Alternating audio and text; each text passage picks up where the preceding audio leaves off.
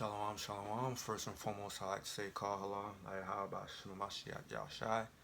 That is to say, all praises to the Most High God, Yahweh, through His only begotten Son, Yahushai. That's the soldier guy, Sean, coming at you with another sit down. Right, and Lord will, it's edifying and it feeds the flock and it expounds on questions that brothers had concerning precepts or concerning certain topics, right? So, as you can see by the title, I'm going into the timing of the Most High. Basically, are people having it in their mind that the Most High works on their time, right? That the Most High works on their time, that the Most High caters to them, right? Well, I'm here to prove that it's the exact opposite, right? You work on the Most High times. You're doing things in accordance to Him, right? Because He can be omnipotent, but cater to you, right? That means He's not all powerful, right? He can be all powerful, but then cater to you, right? If He's all powerful, then you cater to Him, right? It's not the other way around. So, Lord willing, these precepts helps to get a few more clarifications on that, right? So, I'm just gonna start out with Zephaniah.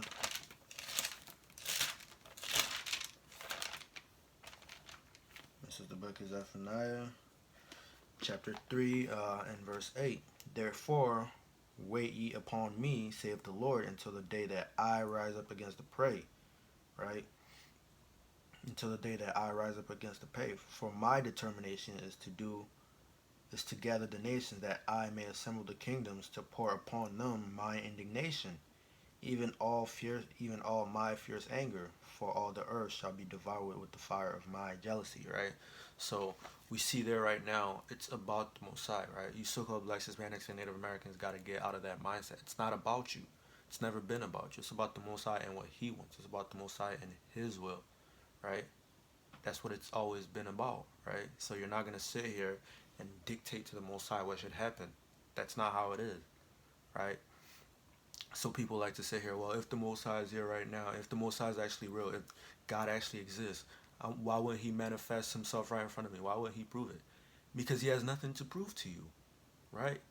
He's the one with all the cards. You have nothing, right? So our people got to get out of that mindset that God owes them something, right? That the Most High God owes them something. He owes you nothing. As a matter of fact, the only thing He owes you is destruction for all the sin you've committed against Him. That's the only thing He owes you, right? The Most High doesn't owe you a damn thing. So our people got to get out of that mindset, right? So let's get Ecclesiastes, just to prove people rushing the Most High, right? Or people think the Most High works in accordance with their timing, right? That the Most High works and caters to your everyone, and that He's gonna please you at the drop of a dime, whenever you want it and however you want it. That's not how it works, right? So this is the book of Ecclesiastes, right? To verse 3, chapter 3, verse 1. To everything there's a season, and to every purpose there's a time, right? So when you're asking for the Most High something, right, and it doesn't happen right away, right? Know that He has an appointed time for that. Know that it's not happening for a reason. Know that the Most High sees it in His mind, right? Matter of fact, let's get that. What is that? Jeremiah. Yeah, let's get that Jeremiah 29. Right, so this is the book of Jeremiah, chapter 29, verse 11, right? So the Most High sees already what He's going to do for you. The Most High already sees how it's going to happen. He sees when it's going to happen, right? So when you ask the Most High for something, or when you're praying for something, right, and you don't get it right away, don't be like, oh, the Most High doesn't hear me. Oh, the Most High isn't real, because He hasn't fulfilled it in that instance. There's a time and place for everything, like we just brought out in Ecclesiastes, right? So this is the book of Jeremiah, chapter 29, verse 11. For I know the thoughts that I have towards you, right? So when you pray for something, the Most High already knows. He knows the thoughts that He has towards you. He knows how He's gonna fulfill them. He knows what you want. He knows when you actually need it. Maybe when you're asking for something right now, you're asking in vain, and you're not gonna actually benefit from it being given to you right now, right? So He knows the thoughts that He has towards you. He knows maybe if He gives it to you right now, it might not be beneficial to you. So when He gives it to you right now, if He gives it to you right now, it's not going to be for any purpose, right? So we got to understand that, right? He knows the thoughts that He has towards us, right? The thoughts that I have towards the thoughts that I think towards you, saith the Lord, thoughts of peace, right? So when the Most High doesn't fulfill your every needs, it doesn't mean that he hates you. It doesn't, matter of fact, he doesn't work according to you, but it doesn't mean that he hates you, right? So when he doesn't fulfill it right then and there, it doesn't mean that he hates you. It means that he's going to give it to you in due time, in due season, right? He works in his own time and place, right? He works at his leisure, right? He works on his own time, not yours, right? So when he doesn't fulfill it right there, doesn't mean he's not going to fulfill it. It means he's going to fulfill it when he's good and ready, right? But that doesn't mean he hates you. It means he's going to give it to you when you're actually prepared and when you're actually equipped to handle that blessing, right? Thoughts of peace and not of evil, to give you an expected end, right? He's going to give you an expected end. He's going to give you what you asked for in the end, right? If he doesn't give it to you right now, it doesn't mean that he hates you. It means he's preparing you to get that reward. For example, if you pray for patience, he's not just going to give you patience. He's going to give you situations that's going to increase your patience, right? So when you ask for the Most High, he might not necessarily give it to you right away, but he's going to give it to you on his time, and his time is perfect because he sees all, right? You're just a little dust and a speck of things. Matter of fact, let's get that. And Isaiah, you're just a little speck in the dust of things. The Most High already seen how everything was going to play out from beginning to end. He's already seen it. He already knows what's going on. You're just a little speck in the timeline. You don't know what's going on. So when you're praying for something, he sees how it's going to affect the whole timeline. He sees how you getting this is going to affect you later on. If it's going to be for your good or if it's going to be for your detriment. That's why I brought out that precept earlier in Jeremiah, right? Because if he gave it to you right now, it might be for your detriment later on. But he has thoughts of peace towards you, right? That's what he has towards you. So he might not give it to you right now, but that doesn't mean he hates you, right? So let's get this in Isaiah. This is the book of Isaiah, chapter 46, verse 10. Declaring the end from the beginning, right? So he already saw how this all was going to end. He already saw everything. He knows the timeline. He's seen everything play out before anything ever even began. He's seen it all. He declared the end from the beginning. He knew how it was already going to end, right? And from ancient times, the things that are not yet done, saying, my counsel shall stand and my will, and I will do all my pleasure, right? So he's not going to do your pleasure. When you ask the Most High right now, he's going to do it if it's according to his pleasure, right? If it's not according to his pleasure, it's not going to happen, right? So when you ask the Most High something, you got to be patient, and you got to ask yourself, is it in accordance with his will? If it's not, then it's not going to happen, right? So we got to be circumspect in that, right? So the Most High already sees everything that's going to happen. He sees how it's going to affect it down the line, and he's going to weigh it into consideration against what he wants, right? If it's what he wants, that's what's going to happen, right? If you're praying for the Most High and your prayer is in accordance with his will, then he's going to do it. But if it's not going to do it because he has a whole plan out, right? Because one thing we like to do on the scripts is, on the streets, right, is bring out the word scripture, meaning the root word for it is script, meaning it's already been written out, right? That's why I brought out Isaiah 46, right? He declared the end from the beginning. Author or a writer or a director, if you will, he already knows how his story is going to end before he even start filming, before he even start writing the lines for the actors. He already knows how it's all going to end. He's seen it all in his mind, right? And if the actor comes in and say, oh, what if maybe I could get more lines, maybe I should do more of this. Nah, I already got a vision for how the story is going to go. If it doesn't help further my vision, you're not getting more lines. You're not getting more of this. You're not getting more shine. Does that analogy make sense to y'all? Right? So the Most High's timing is his way or the highway, right? Basically, the Most High's timing is what's going to stand. Right? The Most High's will is what's going to stand, right? It's not, you're not above the Most High where you get to dictate to him what's going to happen. That's not it. Who are you? Right? You're the potter. Salakia, you're the clay. He's the potter, right? The clay doesn't get to dictate to the potter how he wants to be made. Oh, maybe you should have made me into a vessel fit for royalty. Nah. I wanted to make you a vessel fit for normal people, not royalty. How are you going to talk back to the potter? You can't. Likewise, we don't get to dictate nothing to the Most High, right? So, let me get the Lamentations. Alright.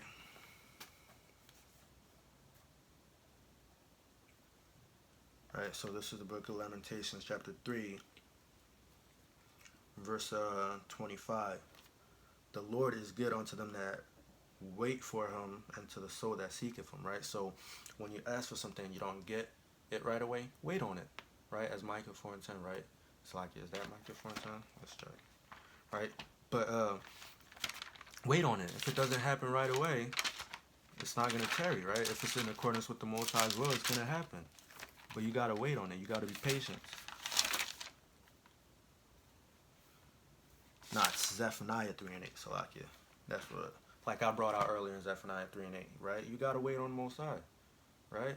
Because He's the one that's gonna deliver you, right? So He's gonna be good to those that wait on Him. He's gonna be good to those people that realize that it's the Most High's timing, not their timing. Oh man, I wish the Most High would come right now. Why isn't the Most High here right now? Why hasn't He delivered us out of Babylon yet? Because He doesn't want to. It's not ready yet. It's not in accordance with His plan, right? It's not in accordance with the scriptures. He's going to deliver us when it's time for us to be delivered. Plain and simple, right? He's going to fulfill your prayer when it's time for it to be fulfilled. If it's accordance with His will. Plain and simple. It's His way or the highway. And brothers and sisters got to understand that. And that's part of the thing that led us into captivity, right? Where we believe we can do better, or we believe we know better than the Most High, right? Pride goeth before destruction, matter of fact. That's our people to a T. We're prideful, right? The Most High gave us everything that we could ever ask for, so we started being prideful. We started being arrogant. We started thinking we know better. Well, we don't. Right? So this is the book of Proverbs, chapter 16, verse 18. Pride goeth before destruction, right? And that's what happened. We were a prideful people, right? We thought we knew better, right? Because the Most High said, oh, I will set you above all the nations. We took pride in being the Most High's chosen nation. We thought that we were the best nation, and that's why the Most High chose us, not realizing the Most High chose us to be the best nation. It's not because of our own power that we became the best, right? So that's what people got to realize. It's the Most High's way. The Most High is who made us what we are. We didn't make ourselves that. Somewhere along the line, Israel lost that understanding, right, and started being prideful, and pride goes before destruction. That's why we're in the state that we're in right now, because we forgot that the Most High is who made us that way. The Most High is who made us as great as we are. We didn't make ourselves that great. It wasn't by our own power, right? So we got to realize that and come back to the law, statutes, and commandments, right? Because pride goes before destruction, and we are destroyed right now, right? So this is the book of Proverbs, chapter 16, verse 18 from the top. Pride goeth before destruction, and a haughty spirit before a fall. We're the most haughty people on earth. Israelites, we're the most haughty people on earth, right? You won't find anybody haughtier than an Israelite, right? And not because he takes pride in being chosen by the Most High, because he takes pride in himself. No, we're only supposed to glorify in the Most High, not ourselves, because we didn't give ourselves, right? We didn't put ourselves in this. We didn't give ourselves the covenant, right? We didn't go up to the Most High and say, you know what, choose us. Yeah, choose us to be the best nation. No, He came to us and He said, you know what, I choose you, right? And then He made us the best nation. We didn't make ourselves the best nation. That's what we gotta understand, right? So let's go back to Lamentations. Right, this is the book of Lamentations, chapter 25, chapter 3, verse 25, Salakia. The Lord is good to them that wait for Him, right? So the Lord is good to them that are humble enough to realize that it's His way, right? The Lord is good to those that realize, you know what, I'm not going to be able to deliver myself. I don't have that power. The Most High is who's going to deliver me. The Lord is good to those that are humble to realize that, right? That know the truth, that it's His way or the highway, that it's His will be done, right? To the soul that seeketh Him, and is good to the man that should both hope and quietly wait for the salvation of the Lord, right? Right? So those are attributes of being humble, being meek, right? Not being prideful, like being arrogant. Oh yeah, I'm that dude, I'm that guy. The Most High, I don't know that guy. He can't tell me nothing. No. You got to be humble. You got to be quiet. You got to realize that it's all glory to the Most High. It's all praises to the Most High. It's all everything to the Most High, man. Everything for His glorification, right? Everything for His name being brought out, right? For His name being praised, right? That's why He's saving us, right? So everything is done for that purpose. Not for your purpose, not so you can look good, not so you can feel good. It's all for the Most High. And you Israelites got to understand that. It's not to make you look good, right? It's to make the Most High look good, right? All glory goes to Him. So the Most High is good to those that realize that. The Most High is good to those that understand that it's His timing, it's His will. Everything is about Him, not about you. It has nothing to do with you. Never has, right?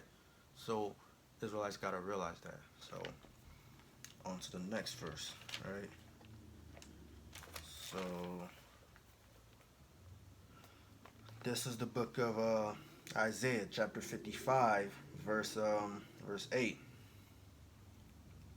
For my thoughts are not your thoughts, right? So people like to, oh, I am God. Well, we're lesser gods, but normally when Jake says it or when Eve says it, they, oh, I'm that dude. I'm God. I'm the God. No, you're not the anything. You're not capital nothing. You're a lesser, you're a lowercase God, right? Thus saith the Lord. That's of the Bible.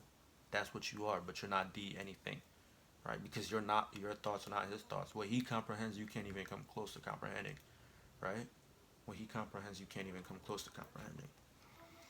For my thoughts are not your thoughts, neither are my ways your ways, right? Because if you call yourself God, right? Change your appearance right now. Create something right now, right? That's the attribute of a God, being able to create, right? Or that's the attribute of God, that He creates, that He's immortal. You have none of those. Or in His ways, right? You can't comprehend what He comprehends. You can't move the same way the Most High moves, right? You can't do the things that He does, right? So, verse 9, for as the heavens are higher than the earth, right? So as the heavens are higher than the earth, right? You can't count from the dirt to the sky. You can't measure it, right? As it'll always be infinitely that high, right? So as the heavens are infinitely higher than the earth, right? Let's read on. For as the heavens are higher than the earth, so are my ways higher than yours, and my thoughts than your thoughts, right? So as the heavens are infinitely higher than the earth, so are His ways infinitely higher than yours.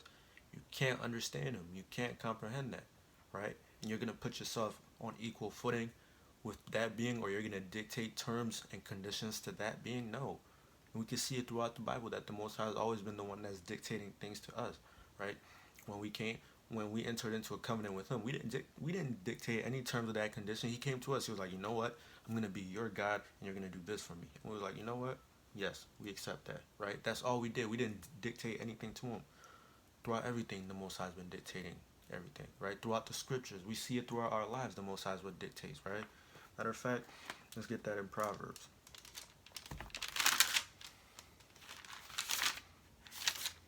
Let's get that in Proverbs real quick.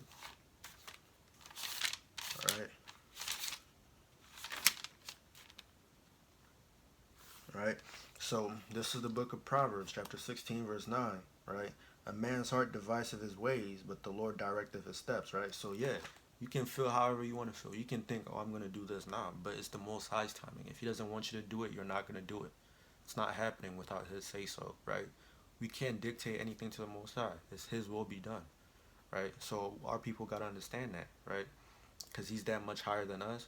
We can't comprehend what He does, and we don't set any terms to the Most High, right? So he'll do things when He feel like doing things.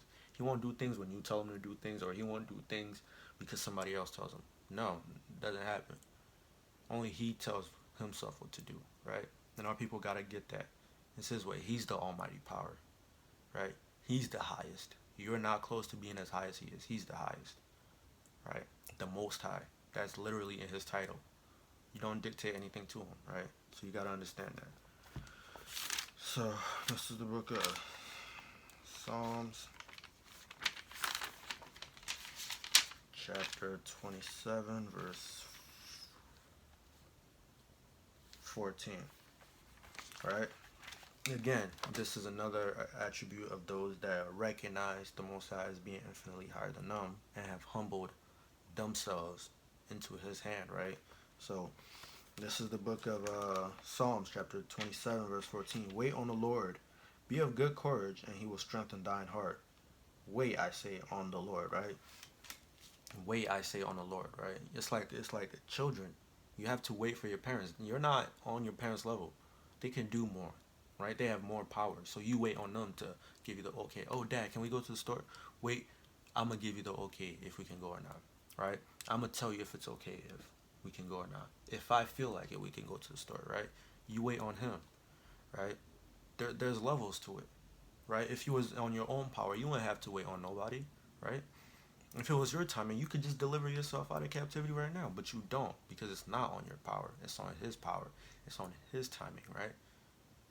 So brothers and sisters got to understand that, right? We got to understand that. We got to humble ourselves to the Most High, right?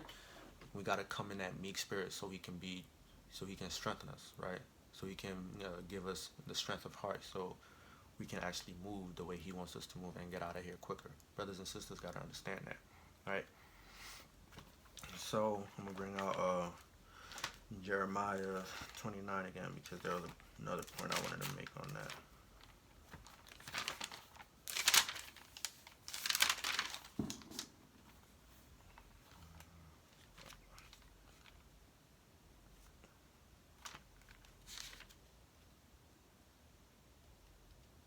Nah, that was the same point that I made. So I'm just gonna jump to Habakkuk 2. Alright.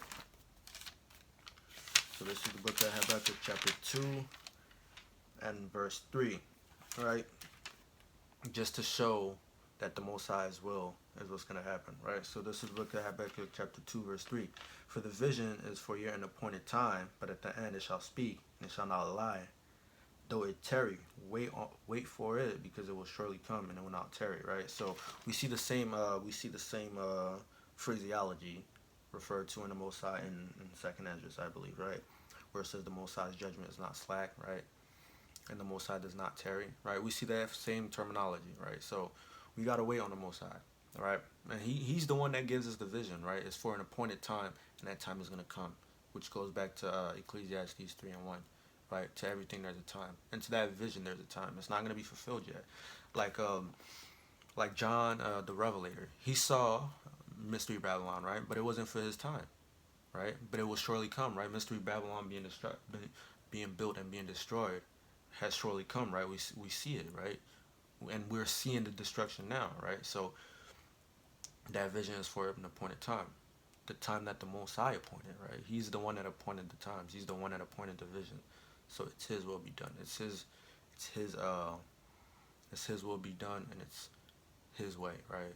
It's his way or the highway. So brothers and sisters got to understand that it's not about us. It's about the Most High, right? So yeah, let's get Isaiah 46. Oh, I already brought that out. Let's get that.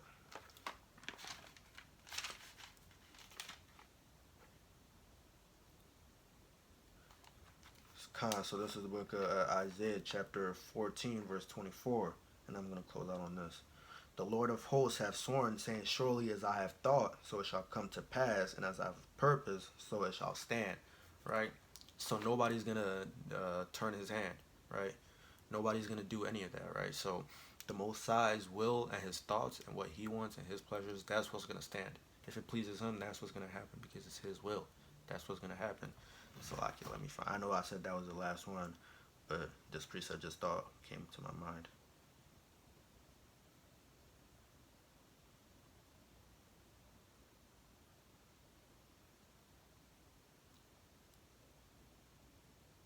Oh, it's in the same verse.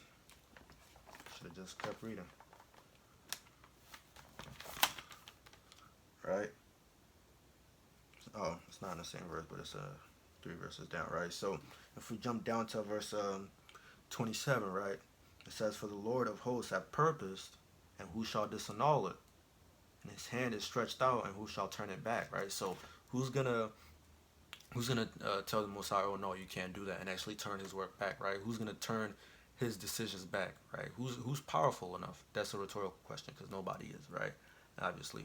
So nobody's powerful enough to turn back the hand of the Most High, right? Nobody is powerful enough to question his decision, actually do something about it.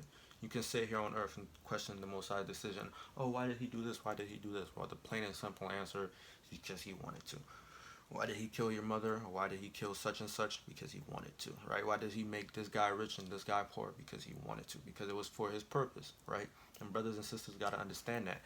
It's as simple as that. Sometimes there's no great or grand explanation behind it. It's because the Most High wanted to. and he can, and nobody else can tell him anything about it because he's the Most High. So knowing that, we gotta come in meekness because it's all power to him. Matter of fact, another precept just popped up to my man.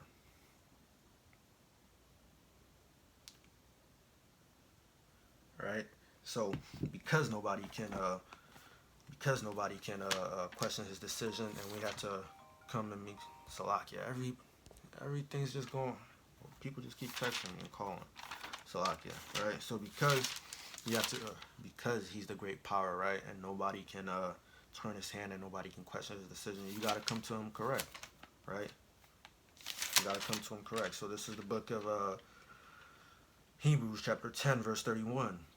It is a fearful thing to fall into the hands of the living God. That's why we come to him in meekness, right? That's why we got to humble ourselves when we come to him, right? Because it is a fearful thing to come into the hand of the Most High. He can do whatever he wants with you. And again, like we just brought out in Isaiah, who's going to stop it, right? If he purposed to have you in the lake, right? In a lake of fire burning, who's going to stop him? Who's going to say, you know what, Most High, you shouldn't do that? Who's in their right mind going to do that to him? That's why we come up to him in meekness and humbleness, right? For him to have mercy on us, because nobody can turn his hand, right? So with that, I hope brothers and sisters been edified and they know to come to the Most High correct, right? To come to the Most High in meekness and in understanding, right? So they don't get dealt with treacherously, right? Because the Most High has treated, the Most High is, the people forget, man, the Most High, he's the Most High that wiped a whole entire earth and just left 8 people alive. He's the Most High that did that, and he doesn't feel bad about it because he can. And who's gonna question him? He made that decision. He's never gonna flood the earth again, right? But he's gonna baptize it with fire pretty soon, right? So nobody's gonna turn the Most High's decision. Nobody's gonna question the Most High and actually get him to be like, yeah, nah, I shouldn't have done that. You right, yeah, and actually check him. Nobody can check the Most High, so come to him correct, right? Right? He doesn't, and again, I just want to reiterate so brothers and sisters get the point. He doesn't work on your time. You work on his time, right? If something doesn't happen the way you want it to, probably the Most High didn't want it to happen, right? It wasn't his purpose for it to happen, or it wasn't his purpose for it to happen yet, right? So wait on it, and maybe it'll happen. And if it doesn't, he didn't want it to happen. Just suck it up, move on, and stay meek in the truth, right? So with that, I hope brothers and sisters have been edified and have been given a little bit more understanding of the scriptures, right? And of certain topics. And with that, I say shalom and abad babal.